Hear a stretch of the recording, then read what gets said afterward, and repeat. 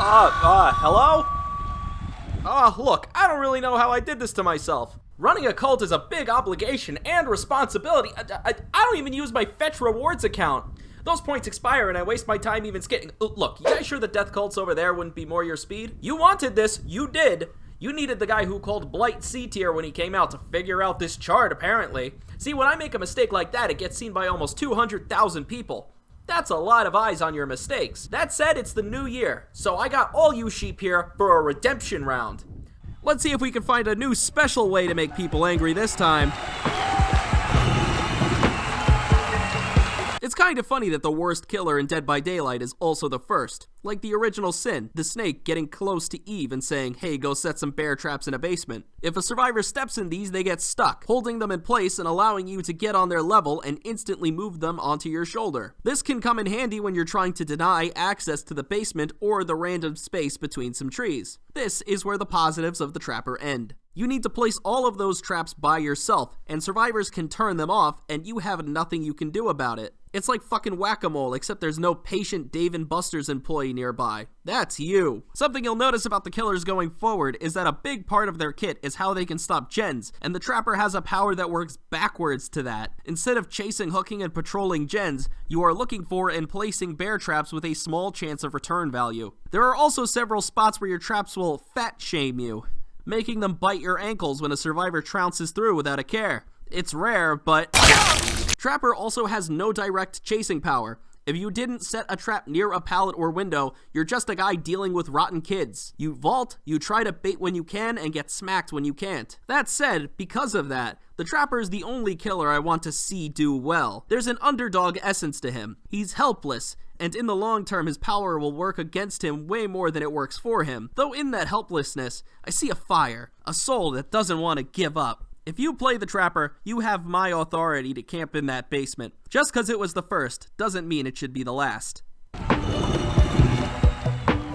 Speaking of giving up, Freddy has been given up on. If I make a mistake and 200,000 people see it, Freddy is a mistake seen by 2 million people and repeated 3 times. Freddy's power is effectively a useless toy. His power allows him to take survivors into a dream world where they will be affected by one of 2 traps. A dream snare that slows survivors down, and a dream pallet that doesn't actually work. The latter will fool new survivors, but the good ones are keeping track. So you go to war to get the survivors sleeping, then it's for nothing. Your maximum trap limit is so small, so setting them ahead of time is useless. They have to be dropped during a chase, and the trap really doesn't slow them down that much. Freddy has all the gen pressure in the world with his teleport and clocks, but it's for nothing. The teleport telegraphs itself like he's gotta wait in line first, giving survivors a decent leg on him. His snares work like a depressed clown bottle, and the dream world doesn't even slow down objectives since mistake number 2. Survivors in Dead by Daylight are like cockroaches. No matter how much the developers seem to nerf them, they just never seem to die. Hey, we made it so that survivors repair slower now. Hey, we removed the brand new parts so that they can't instantly finish a generator. Here are so many gen slowdown perks that you can artificially extend the match by a minimum of 4 minutes. Then why am I still in level 1? With Myers, you have a conundrum. Most killers start the match with the goal of getting a fast pick so that they can be a part of the game. Myers starts it trying to stare at people like he's Nigel Thornberry. He strengthens himself by staring at survivors, a mechanic I find insanely narratively satisfying, but can really drain the poor guy, and by the time Tier 3 kicks in, he's effectively relying on it to save the match. It needs to scare the survivors off objectives and finish them. Tier 2 is where you'll spend most of your time. If it's not in Tier 2, it's in the lobby. Tier 2 is reliable as it's just a regular killer. Same situation as the Trapper. Regular killer because if you try to use your power, you might strike gold or yourself in the face. The only saving grace for him is that he's got a red add-on that lets him straight up kill you. Sadly, I can't really factor that in because it's like taking a joke seriously. It just makes everyone confused when you pull your pants down. I wonder how big the console market is. Is it enough where I could say the Trickster is worse than the ones that everyone really hates because aiming is slightly harder on PS4? I mean, my thumbstick is also broken. It's a bit jagged, but I'll make the list based on the PS4 anyway.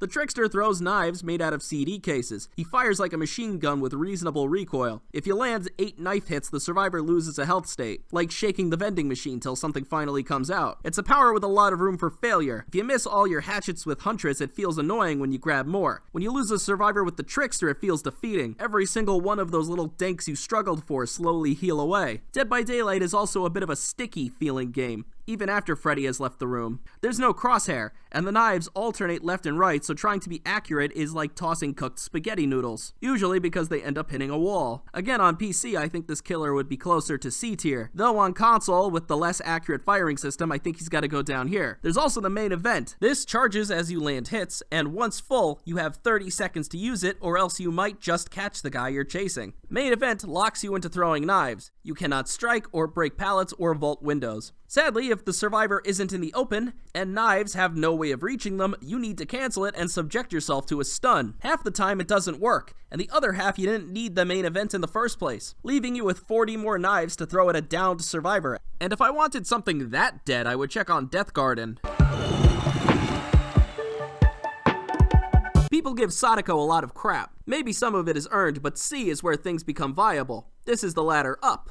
She's not strong, but not nearly as terrible as some people say. Sadako is a stealth killer that inflicts a slow, debilitating curse that will eventually kill her target. She is similar to the pig in a lot of conceptual ways. She turns invisible and teleports out of TVs. Her invisibility has some deceptive ways of fucking with the survivor at a loop, but it's also something that you really don't get the information needed to make the most of. You are glitching in and out of reality for like 5 seconds, but it happens so fast that you can't react in time for the time you are visible and invisible. Like I said, the ladder is up, but it's also Jacob's ladder. Sadako has some advantages in that her TVs give her great map mobility, and her stealth can lend itself well to hit and run playstyles. Expecting any curse kill is pretty unrealistic without one of 2 add-ons. One for each arm. You can do worse than her though. I enjoy playing with her, even if it is cold up here.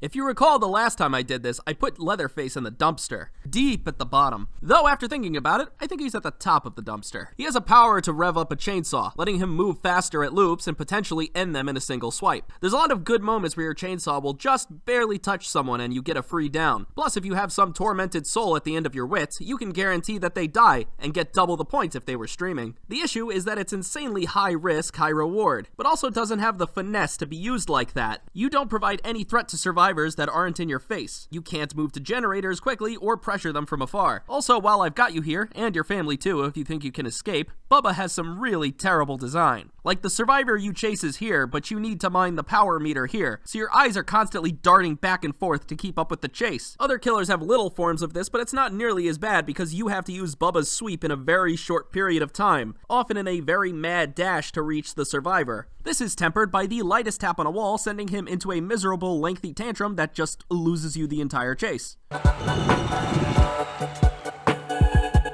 This used to be my favorite killer in Dead by Daylight. I got that question a lot, and will continue to get it for as long as people have access to my precious attention. I've fallen out of love with it since then. There are people who can brand themselves by playing the same character over and over. I wish them a lovely journey to Prestige 100. That dedication was strong enough to get you there, but not strong enough to stop you from getting there. However, I still think she's alright. The pig's traps function as a great interactive way to slow things down, especially when you have a Swiss Army knife of perks dedicated to making it more annoying. The downside is that it is all RNG. The box that contains the key is random, how close it is to the survivors is random, the distance from each other is random. There will be games where you put traps on people that instantly vanish, and others will be running around during the endgame collapse screaming at you. There was some etiquette to follow, being that you should not chase a hatted survivor, and if you follow that, I will put you here. Do not listen to that. They would happily teabag you if they got it off on the first box. You can show me empathy when I start believing in it. In other news, the pig's crouch isn't a great stealth tool. You are slower, still visible when people see you, and the attack isn't very fast while telegraphing itself very obviously. Without it, you are a basic M1 person. You get close, you stab, then you sit down and play the pig. In a nutshell, and maybe to walk back a bit of negativity, the pig has some good spots. You are chained to God and he's got wire cutters. In spite of that,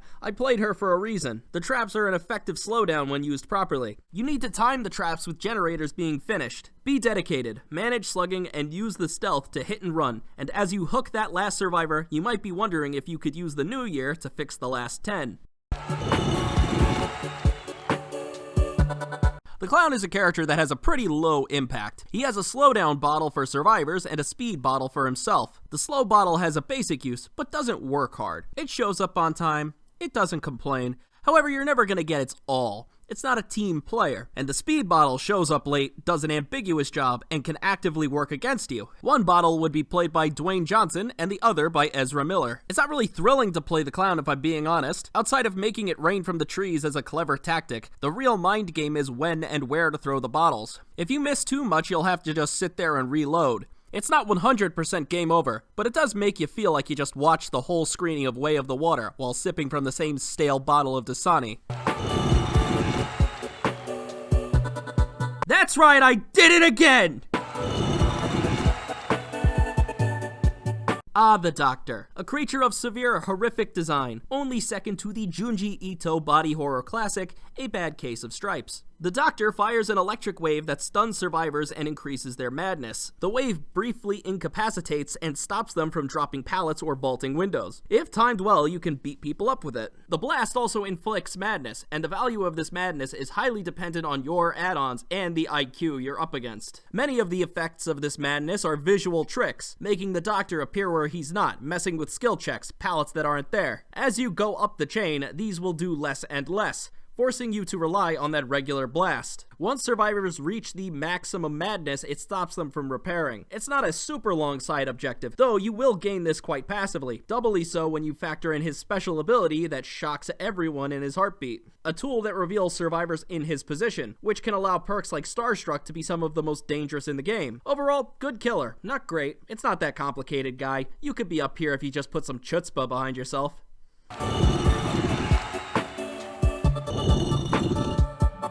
The Legion is the failed concept art of the night, scrapped into a killer that just needs to justify existing. That's mean, I'm sorry. The Legion does a dash that lets him vault pallets at the cost of his senses. He can do a stab during this dash that inflicts deep wounds while giving him information on the next survivor. If you chain 4 strikes with your power, the 5th will finish what you hit. It's certainly an appetizing idea, just not an overwhelmingly practical one, like starting your own rock and roll band. The trick to Legion is that in 90% of moments, you need to get that last hit like a regular killer. Except unlike Trapper or Myers, you have a mobility tool, information, and stalling tactics. So yes, B tier really is that easy. Legion can suffer when it comes to finishing the job, but they're over 18, they're adults, they can handle it. The power isn't the most skillful one either. It's easy to play, and I know Legion mains might disagree, but that arrogance is kind of what comes with privilege. You know what I mean. Every event, Legion gets a new outfit, while Deathslinger has never gotten a single good one. That's behavior's dedication. A good amount of it is alt-girl stuff for Susie, the kind of thing people get really dedicated to. Ah, screw it, roll back the pig thing. If you choose to pursue your passions all the way to Prestige 100, at least something gives you meaning, and who am I to take that away from you?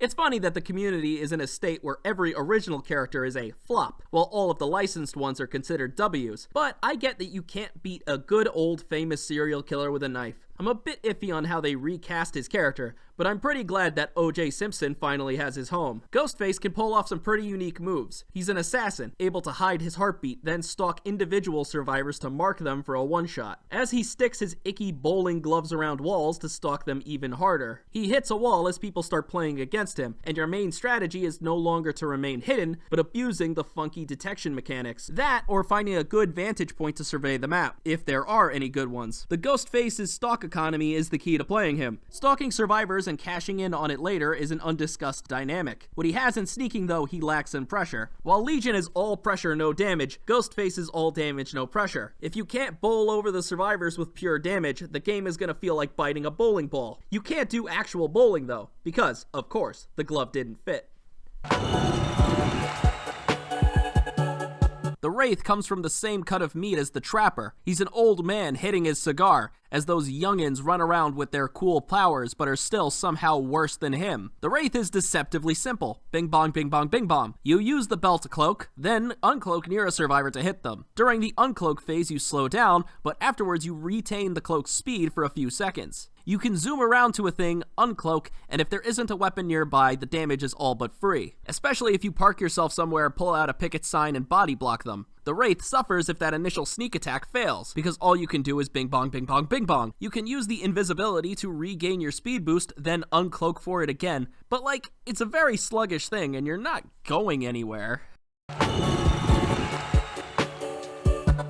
I feel like the Knight is something of a spiritual successor to the twins, and that's because he'll be over here in another few weeks. The Knight can summon a guard to patrol a path, and if you're a good boy, you know that already. The Knight's power in application can end chases quickly. It lets you tunnel survivors from both angles. It's a bit obtuse in its activation, but its actual effects can be devastating. You're basically smushing the opposition between you and your guards. Not to mention that you can drop the fellas to monitor a gen for a brief time, which can help in a current meta of Call of Brine and Overcharge. But he's also B tier. A bit bad. I think he's going to get weaker as time goes on, too. At the time of writing, most survivors don't take advantage of the banner. If survivors get this, they receive a massive speed boost and invulnerability. This can play around loops to ruin your day, though it can also remove his pressure. Say the killer places the jailer on a generator, and instead of waiting 30 whole seconds for him to leave, the survivor can just run in for a bit then grab the banner. Which does technically give the Knight the opportunity to go for the chase, but you never want to take a chase on survivors' terms, let alone the fact that the whole reason you put the jailer there was to mind your own fucking business. Also, this is a bit tentative. I saw the buffs he's getting. I still kind of hold this as an accurate prediction because people are learning how to play both as and against the Knight. So I think he's gonna smack around B. Don't yell at me about this. I have so many more mistakes to make tonight. I think about a person using this list, then looking for someone to buy based on what I say, which has bad news written all over it. There's a rumor that the Demogorgon might come back to the game in the next update. It's something said quite casually, and if you listen closely, you can hear this sound in the background. The Demogorgon is pretty good. He can launch himself forward to deal damage, and his portals are good at mobility, while also slowing down objective progress. He's a bit weak in that you need to set the portals yourself, and they have 0 chase value. But some clever positioning can turn them into stealth tools. Survivors also need to get on their hands and knees to close the portal themselves, like their do-it-yourself dads. This gives you slowdown, but can also provide cheap shots. Perhaps I can revisit this killer on a map when Vecna comes into the game. I won't confirm or deny because it's supposed to be the next update, and Doc, we're losing him! Wesker is an interesting one. He can perform quick dashes that grab survivors and slam them into walls, while infecting them with his Ouroboros. There is a part of me that feels like I need to say this. This is one of the trickiest, stickiest powers in Dead by Daylight. The dash gets caught on little bits of rock. There's 0 maneuverability, and there's a chance you can get baited into vaulting right off a window and straight to infinity. Not to mention that there are so many sprays on the map that remove your infection, there almost feels like no point in dealing it in the first place. The only reason to use it is to watch survivors run and get the fucking thing. The power does allow for some neat acrobatics on survivors that you can accurately predict. His infection also reduces survivor speed, making it easier to chase them, unless you are countered by the one and only Dark Theory. The hitbox on the power can be quite wacky too. Wesker can get weird grabs that you might not expect to hit, and if that fails you can move at a normal speed, letting you attack survivors with your knife instead of the pinnacle of genetic heresy. In essence, Wesker is too difficult for what you can get out of him, but his core is stable enough that I can't tell you he's garbage in good conscience. And if he's stronger than that, or I'm clueless, then by God, strike this audience dead with a thermonuclear strike. If you want to learn more, I have a guide about most of these killers. They don't actually tell you how to play the killer, but I tap my feet and do a little dance. Is that alright? I get a lot of comments that are like, "Grr, where's my information? I wanted to learn how to play the killer." And respectfully, there's 300 serious options out there and they don't code the title with sarcasm. The plague vomits to infect objects or survivors. Survivors will continuously worsen the infection until they become broken and more noticeable, allowing you to pick them off easier. If the survivors choose to clean the infection off them, the plague can absorb that source to get a super vomit that puts Dead Space to shame. Her weakness comes in the way that she can get starved for resources. Survivors can play like the biggest weenies alive, staying at max sickness then scampering off at the tiniest hint of your heartbeat. If they don't play like that, the match is a lot more interesting. The main gimmick is infecting survivors with the purge and keeping your aim on track. But in that, she has one of the most creative powers in the game, one that synergizes with loads of perks in interesting and fascinating ways. I think that's pretty irrelevant to the DBD community, who's still clicking on videos like these, but for the 4% out there that are still experimenting, this is who to try it on. If it's okay if I repeat myself while doing my little dance, I really hope they make a killer with this much interplay again. If you were to slice this game right down to the middle to find the mid-est killer, I think Nemesis is a good contender for that. Technically, that would be Wesker if you do it like regular math, though Dead by Daylight isn't a straight line of balance. It's a ski slope, and also sometimes the movie Frozen. And I don't mean mid in that snarky way that we use to devalue the 5, 6, and 7 out of 10. I mean mid as in good. If you're mid, trust me, it's okay. You're just like the Horizon Zero Dawn games and Resident Evil Village. Nemesis covers all your bases, but in an all-right fashion. His zombies are unreliable in a chase, but they are annoying. If you want to heal or repair, a zombie can just show up and sit on your couch while making everything worse. Nemesis's whip goes over walls, allowing him to be the Huntress, but it's a bit shorter sometimes and might not be enough. He does have to level up throughout the trial like Myers, and you do need to try to get to tier 3 as fast as possible. But unlike tier 1 Myers, you aren't a tiny little guy rolling around on his unicycle. The zombies can be used to absorb experience if the survivors are feeling greedy and don't want to contribute to your DNA code that's starting to resemble Temple OS. The zombies as an offense are like those terrible villager units in Fire Emblem. They aren't gonna do a thing, but they have free experience inside them. But what they lack in real damage they make up for in stalling. If the whip fails you, there's also just straight up punching people, which could make some sense as Nemesis has a built-in weakness through his vaccines. Survivors have a third health state against your power, and the vaccine gives it back to them. It is only 9 more hits in a match, but in a game where 12 seconds to bring a survivor to a hook is too much time, this can be an Achilles heel. Just enough power for you to feel like you stand a chance, just mid enough for you to go, 7 really was better.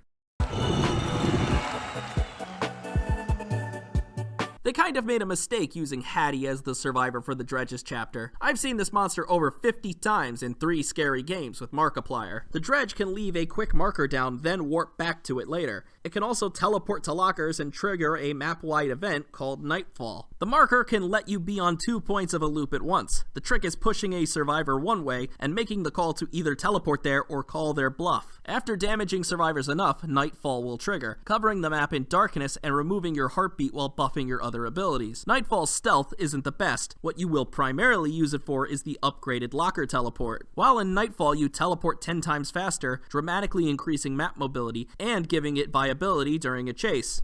Not only that, if you pass through a survivor with the teleport, it will reveal their location. There isn't a weakness to the Dredge per se, but a point where the strengths stop being enough. Your abilities are competent at landing hits, and you can be anywhere, but you will very rarely see your attacks double into a fast down. Good killer, but lacking anything super amazing. That's about it.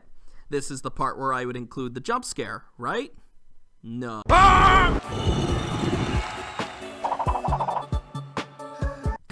Alright, this is gonna get very meta, and I'm sorry. If you've never seen me before, the hillbilly is alright. I counted, you can click the forward key this many times and you'll be right on out of here. For those who have been around a while, man, it's been way too long since that first video. The reason I protested the hillbilly was because, at the time, they tended to represent the boring hardcore players that wanted to do nothing but run the meta, often trying very hard to win despite how boring it was. Is based entirely on conjecture. There's no science behind it. I think I just hated one guy once. They haven't released killer stats in a minute, but last time, Billy was around 3.4% of the killers played. The hillbilly isn't the king anymore, and there is no reason to avoid playing him unless it is cold hard habit. I wanted to keep that spite because we all like it when our characters are consistent, that even on the coldest, rainiest days, when your boss sucked and there was no reason to believe in anything anymore, at least the silly cartoon guy wouldn't play the smelly hick with the stretchy face. This blood web here, it has been in stasis for 5 years. It is like a fossil, dug out of the ground and surrounded by things much more futuristic than itself, and once I use it, it's past that. It really doesn't have an age, but there's also this part of me that doesn't want to let it go, that through apathy I have created some weird attachment with something that isn't actually important, but in some weird way is. We'll make some progress. I entered a match and instantly DC'd. Growth will come. Not today, though. There's this meme in the community that if you see the twins in a match, you should double check to make sure it's not a piece of driftwood, or 2 guys in a driftwood-shaped outfit. The twins are very good killers. Truly and actually. Victor is a very effective chasing tool. He's fast and his launch has a wide distance to it, allowing him to both gank survivors from afar and get real close to bite their ankles. You can also use them to mind 2 places at once, which can either cut someone off or keep an objective to themselves. It's genuinely fun, and I have a feeling that the only reason people don't play them is because the first time they were invited over, the little one clipped into your floor and it took 3 months to get him out. Twins do lose out because if Victor downs a survivor, that creates a whole hassle for you. Only Charlotte can do the hooking, you see. And if your sleepy little target is far away, that opens lots of opportunities for chaos to break loose. If someone gets in your face and demands your attention, or someone challenges Victor, and you aren't up to the task, you've just lost your kill. The only thing missing would be Bugs Bunny coming out of the ground and asking if there was a problem. Let's not forget that your sleepy little target still has to get to bed, which is going to take a long time, and that's time you aren't honking your horn at people on gens. By the way, little tip from me, if Victor is chasing you, pre-drop the pallet, then use it to create a little space that the twerp can't do anything about. Alright, I'm not gonna throw more wood into this lake. Here's the thing, Victor is dangerous. In chase, I think he can be unstoppable if the killer plays patiently. This speed is insane. While he can't kick generators, he can attack the people on them. Victor can also hard force a loop by being used as a door stopper. This can be, in turn, countered by holding W, but there's a time and a place for this, like God loops, or places where there might only be one exit. Charlotte might also stand clear to kill anyone who could stand in your way. Don't neglect that you have a dull-eyed monster waiting to M1 someone. I can't make you play the Twins, but every time you do, listen to my voice in your head going, "Thank you." Can I confide in you? Of course I can. You're only everybody. When streamers lose in Dead by Daylight, and they get mad, I kinda enjoy that. I want them to start losing harder. I want them to get pummeled into the procedurally generated dirt. It should be embarrassing. Usually because it then turns into this weird examination of who they are. What happens when you're angry without an actual person to argue with? Chat is there, but chat is a random string of statements. That anger is you. The Deathslinger is really good. He's a ranged killer that can sneak up on you and cap you with a real fucking gun. He drags you towards him and then stabs you. He's powerful both at loops and straight up W running. The chain will break given enough tension, making him weak at dropped pallets, but strong at windows. In fact, if you could predict a window vault, the damage is all but free. His spear inflicts deep wounds on survivors. It's a nice touch, but deep wounds go away when you down them anyway, which ideally should be the goal, unless you're just trying to give them a piece of your mind. There's a nice change for him. Trickster and Huntress both have directional lullabies that make hiding their terror radius almost moot. Deathslinger, on the other hand, can use stealth perks and combo it with his ranged powers. Also console bias, and this demands its price. This killer on PC would be higher and mightier, at least while he's flaunting his dream patented jawline, and let me tell you, messing with the Deathslinger because of the stick drift, I think that might make someone pretty angry. The Oni is kind of the tipping point. This is not Jacob's Ladder, but the part where the helicopter starts blasting Fortunate's son. The Oni drains blood from survivors and uses that to empower himself with a rage mode. Said rage mode lets him one-shot survivors and leg it to objectives in a flash. He is a killer that needs to give to get, meaning that you have to have some decent M1 game. You also need to manage this power a good deal to make sure you get the best value out of it. The enraged mode lets you run all over the map and catch anyone who thinks they can get away from you. However, the real kicker here is that the walls don't stop the dash. Oni will glaze across the surfaces, allowing him to angle his shots and not treat the power like a headbutt with double the headache. The only downside to the dash is that you can't swing 360 and it drains your energy faster. Oni also prematurely ends his power when he picks someone up, but retains the leftover blood power. Oni doesn't actually lose power over nonsense. You can manage it against injured survivors and end it once you don't need it. Some people get a little stuck on thinking of this guy like the hillbilly, but better. I'll tell you one thing though, it ain't me. Pinhead players are freaks.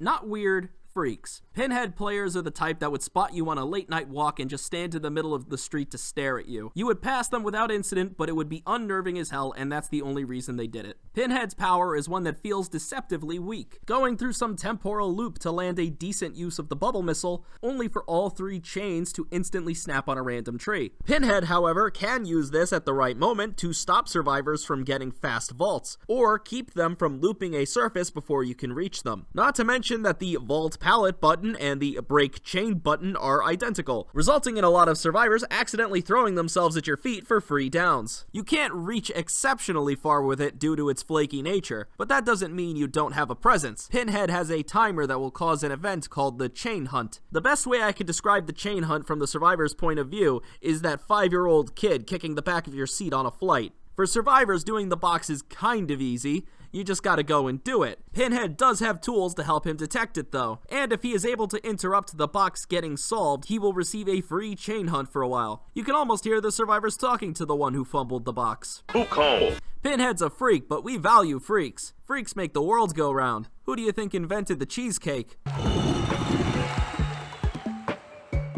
Hag players are weird. The other two trap killers in the game spend their time sitting at a dumpster licking on used tinfoil. The Hag is above that. She can draw traps on the ground and, if triggered by a survivor, instantly teleport to them, granting her fast damage and objective control. Once she has a genuine network set up, the Hag just has to make sure that the survivors actually play in that field, especially when it comes to hooked survivors. Her weaknesses are people who spread her attention too much and can get rid of her traps. Without traps, she has nothing. She's slow and awkward. She is one of those mileage may vary types. A good squad will pop your traps and drag your attention all over the place, and she doesn't even have the freak energy to make up for that. The Huntress is the basis for most zoning characters, a basic mold that would be followed and repeated and repeated, and the Huntress winds up a hatchet that can be thrown for damage. It goes over pallets and through windows. So here's what you do. You play the same way you play Nemesis, Deathslinger, and Demogorgon, and what separates Huntress from the imposters is that she has a very high skill ceiling. You have a long mile of range, and your power is so to the point that if you play it properly, you don't have to consider a lot else. If you know when to throw and when to bait, you will kill every survivor regardless of them deciding it just doesn't do anything. Nemesis is capped by range, Deathslinger can't turn every bullet into damage, and Demogorgon is way too rigid. Instead, you can exploit the game's hitboxes for damage because behaviors code thinks this looks like this. Huntress has her lullaby, which can drag her down in terms of stealth. I also don't really like playing the Huntress. Not that that matters. This is war, Darwinism, a categorization of strengths without emotion or ifs. If I had a list of characters I find fun, it'd probably look more like this. And if I had a list of characters survivors found fun, it'd look like this. Pyramid Head is secretly one of the best killers in the game. I think a Pyramid Head playing perfectly can do anything. His power lets him draw a path that inflicts a status effect on those who tread on it, and fire a wave that goes through walls. This makes him a very mind game reliant killer. Pyramid Head can take a health state with one good read, and his power can be ended quickly, eliminating the dreaded W key. Drawing his path can also give you good map control. Certain narrow passages can be all but closed off. Achieving perfect play is difficult, however I think he does deserve the S tier for just how strong this sweep attack is. Since this attack fires through walls, it means you have the added benefit of making a play when the survivor cannot see you. Pyramid Head used to be more relevant. His status effect lets you send survivors to a cage, negating perks like Borrowed Time and Decisive Strike. That said, Decisive Strike has been wiped off the map with Tactical Precision, while Borrowed Time was just made into base kit, so you mostly do it for Borrowed Time, and the Time Saver. I exclude you from the immortal lineage forever, and forever shall you be banished from my sight. The cage practically sends the poor SOB as far away from you as possible. The only reason he's at the bottom of S is that any verticality will really strip his power of its usefulness. The swamp is his worst nightmare, though it's mine too. He's also got a decent camping power. If a survivor gets a rescue in range, a wave attack will damage both of them, inflicting a regular strike on the survivor and a deep wound on the rescued. I think people sleep on him a bit because he's not so OP that everyone wants his head. Pyramid Head requires a lot of game sense, and he needs a play in a very pro mindset. Like, this is the line where people's awareness stops. Everyone past this point is wanted for a nerf in some way, yet Pyramid Head is in the eye of the storm. The spirit can enter a special world where neither she nor the survivor can see each other, then quickly teleport out of it to attack. Because information is limited, she has to rely on sound trips and certain visual cues to make the call. I could tell you how she can end chases succinctly and apply pressure, but I'd rather just show you how quickly these survivors I played against folded. Then look at how it's the RPD, and we'll call it there.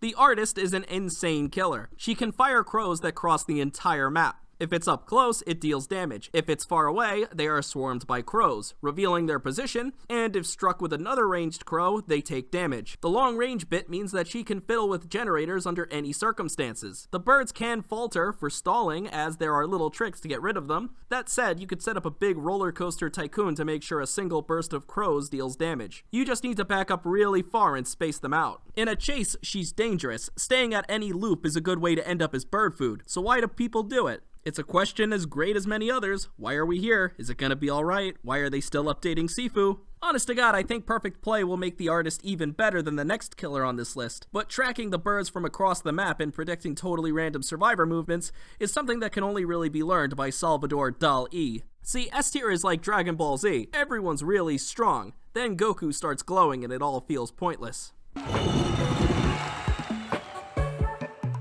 When I make a mistake, 200,000 people see it, and I do make mistakes.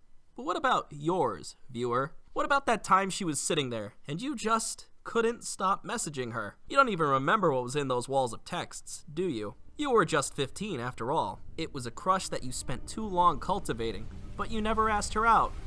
Then she met another boy and fell for him. It was over, but you needed to hurt her. There was nothing to gain, only walls. Walls of your mistakes.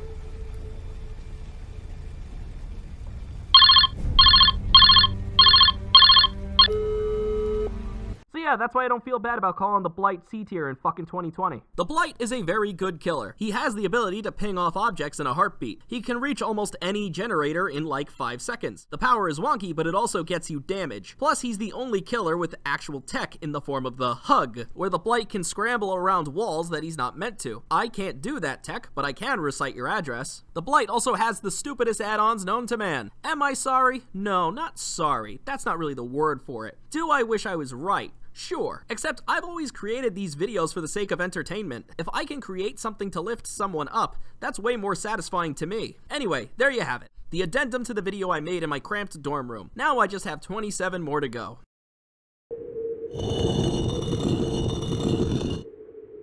I made Nurse for her own tier because the nurse is in an alternate reality. This is Asgard, and she sucks. This killer should not exist as she is, and not just because she's strong. The nurse can charge up a precise blink. It goes far, it goes through walls. From there, you can swing before being dealt a stun. There are 2 blinks, so you get one to position yourself and a second to correct it. This is insane. Survivors cannot use loops against this, as the nurse will move faster than them. And the reason I hate her is that I can't say that I do in a vacuum. There would be something good about her being nerfed, but it isn't so simple. If the nurse were to vanish, some very annoying people would demand the scales of justice. Like, instead of trying to look at game design, we're arguing about who has to clean up their toys. It's like if you built your house 50 years ago and the wood on the porch is rotten, but every time you ask if you should replace it, some nutcase says that if you do, you should also run up and rip off your neighbor's Christmas lights. Now, I acknowledge the context. They are nerfing her. Just a bit. They are removing her synergy with exposed perks and lowering the potency of some add-ons. That said, she's still the problem she is, and I don't think anyone denies that. The nurse is a remnant of a rushed solution. Dead by Daylight's very first patch did not have a lot of killer-friendly things. Loops were infinite. There were 2 pallets and a tile. You could just stand in front of someone and physically block their teammates from unhooking. That's what face camping is, by the way. After they patched that out, we just changed the definition to mean the killer's camping,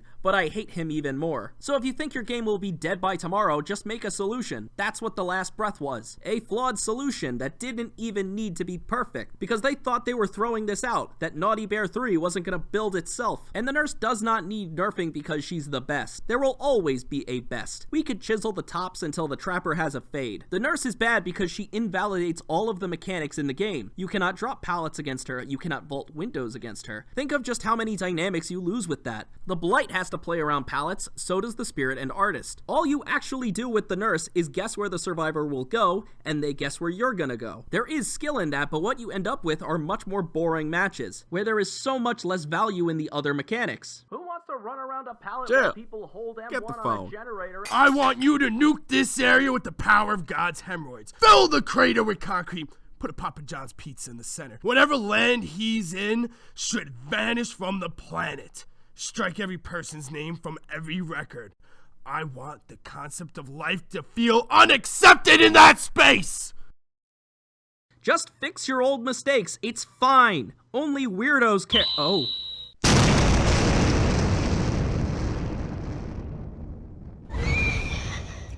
See? I told you it was unfair.